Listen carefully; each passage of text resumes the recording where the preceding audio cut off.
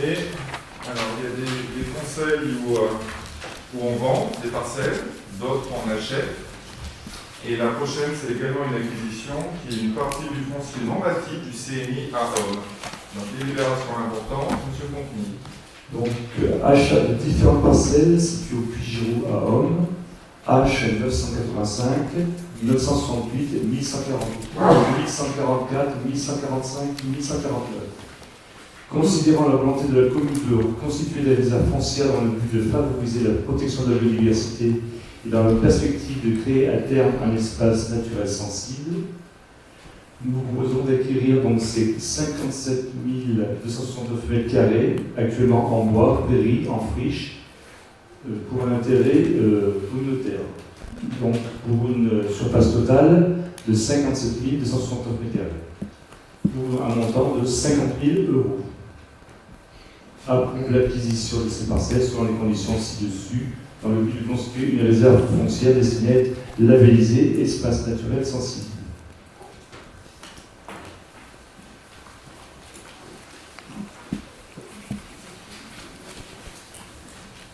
Alors oui, je disais délibération importante, parce que ça fait déjà quelques mois, on va dire déjà quelques années qu'on travaille sur le dossier en collaboration avec Clermont-Auvergne Métropole.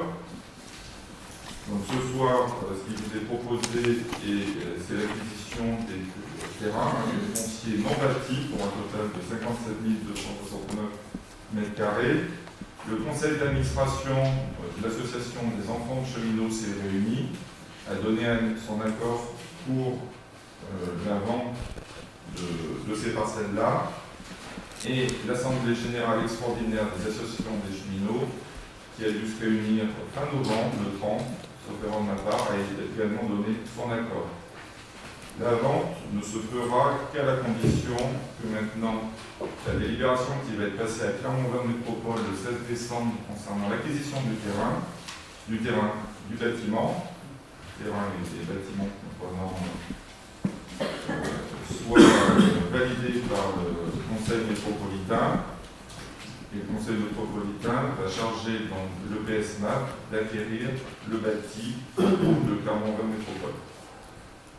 Donc, le PSMAF donc, passera une délibération en début d'année 2023 pour procéder à l'acquisition du bâtiment. Donc, et après, on devra réaliser en 2023 simultanément la vente du bâti et du terrain non bâti. Voilà, donc un dossier important, c'est une première étape. Une première étape, je dirais, qui va permettre d'asseoir l'acquisition foncière de ce site. Et une deuxième phase va s'ouvrir dans le courant de l'année 2023, qui, je dirais, un groupe de travail à l'échelle de la métropole, afin de fédérer l'ensemble des acteurs associatifs qui œuvrent au niveau de l'environnement, de la biodiversité, de la nature, et les fédérer. Alors, le but, c'est peut-être pas forcément de tous les regrouper dans un seul et même site, mais c'est déjà d'en regrouper un certain nombre, afin d'avoir une visibilité et je vais leur proposer une maison de la nature digne de ce nom. On n'a pas aujourd'hui à l'échelle de la métropole, parce qu'après on s'inscrit pleinement dans un projet communautaire à l'échelle de la métropole. Et par rapport à d'autres métropoles de France, clairement la métropole n'avait pas de maison de la nature. Avez-vous des questions? Ce n'est pas une question, c'est d'abord, nous sommes heureux de voir que ce lieu qui est quand même emblématique aussi de Romagna, qui a eu un vécu historique, sanitaire, avec des enfants, avec des familles, soit enfin valorisé, parce que ça fait des années et des années que ce lieu ne fonctionne plus, peut se dégrader et tout, et que c'est une richesse environnementale, placée comme il est placé, au pied pratiquement de Gergovie, avec un accès assez facile.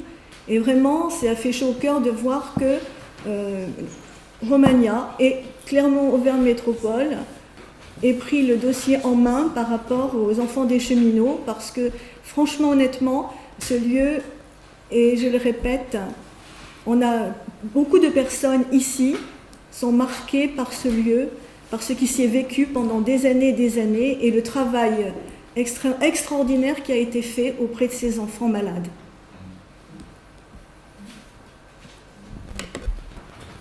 Oui, monsieur Suto. Moi, je vais être beaucoup plus pragmatique.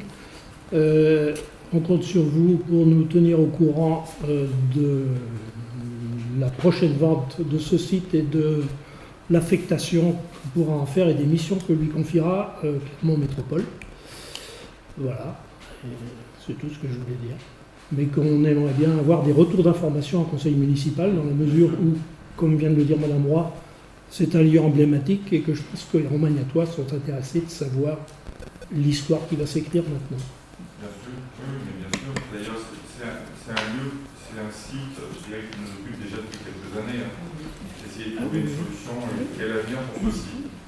La position de la municipalité, c'était de s'opposer à tout type d'aménagement, de tourner au niveau de l'habitat. Donc il y a eu des demandes de fait d'aménageurs et autres pour reconvertir ce site en mettant des résidences, des pavillons.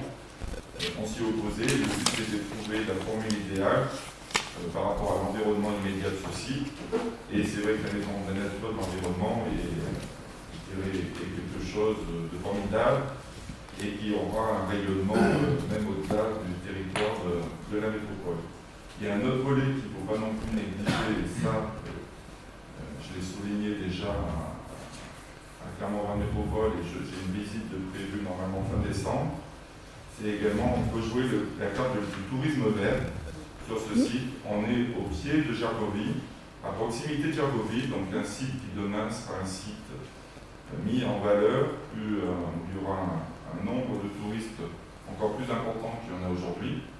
Et le but, c'est de voir si, je dirais, à l'échelle, en collaboration éventuellement avec le département et autres, mais je dirais, en ayant la maîtrise par la métropole, s'il y a une carte à jouer, moi j'en suis persuadé qu'il y a une carte à jouer au niveau du tourisme vert, sachant que les bâtiments sont assez vastes, hein, il y a plusieurs bâtiments qui, pour la plupart d'entre eux, sont de bonne facture.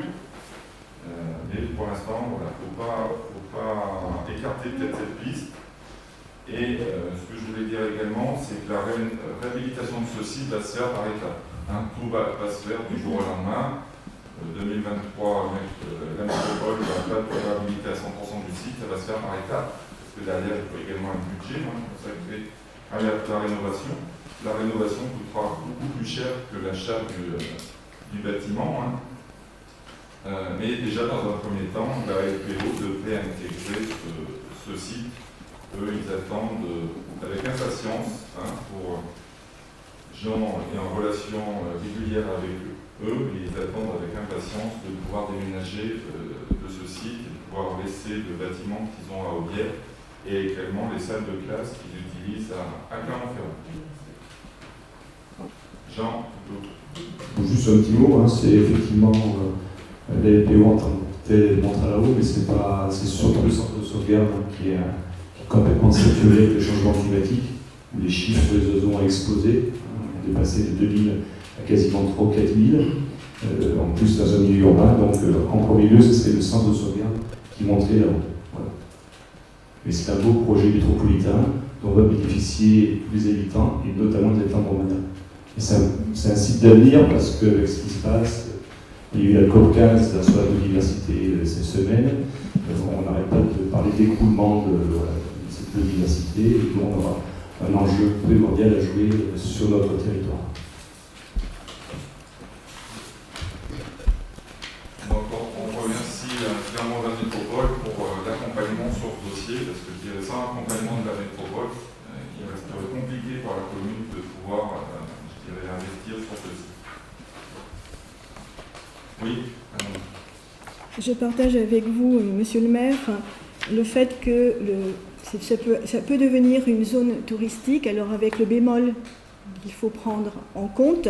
Mais par contre, l'accueil d'enfants en classe verte avec tout un volet pédagogique autour de l'environnement, il me semble que ce site se prête parfaitement à cette vocation, ainsi que des vacances vertes, familiales.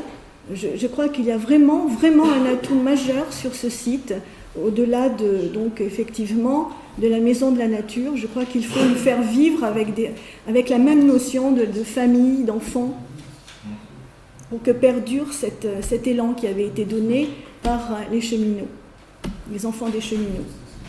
C'est ce qui est prévu en fait, en gros, de l'ouvrir à beaucoup de monde. Oui. Moi, je vais revenir aux 57 000 mètres carrés qui concernent notre délibération. Donc ça s'inscrit dans la démarche que vous nous avez annoncée. Je voulais juste faire remarquer que ça va peut-être finir par vous amener à garder le poste du cadre chargé de l'environnement en mairie qui a été voté en décembre 2019. Ça va être bientôt le 3e anniversaire. Donc profitez de tout ça pour peut-être... Voilà, c'est tout ce que je voulais dire. Je vous rappelle, M. Futeau, que la personne avec qui on souhaitait confier ce poste a décliné la proposition, donc c'est pour ça également que voilà, on n'a pas plus avancé sur ce dossier-là. Moi, je vous rappelle que ça fait 3 ans quand même. Oui. Donc même s'il y a eu une personne pressentie, ça prouve que ce n'était pas un intérêt politique majeur. Sinon, quand on a un intérêt politique majeur sur un axe comme ça, eh bien, on contourne la difficulté pour pouvoir le poste. Enfin, moi, je pense. Mais après, la compétence de l'élu en charge de ces dossiers-là, au niveau de l'environnement, de la nature, permet d'avancer nettement sur ces thématiques-là. Et je le remercie pour le travail réalisé. Qui est contre? Qui s'abstient?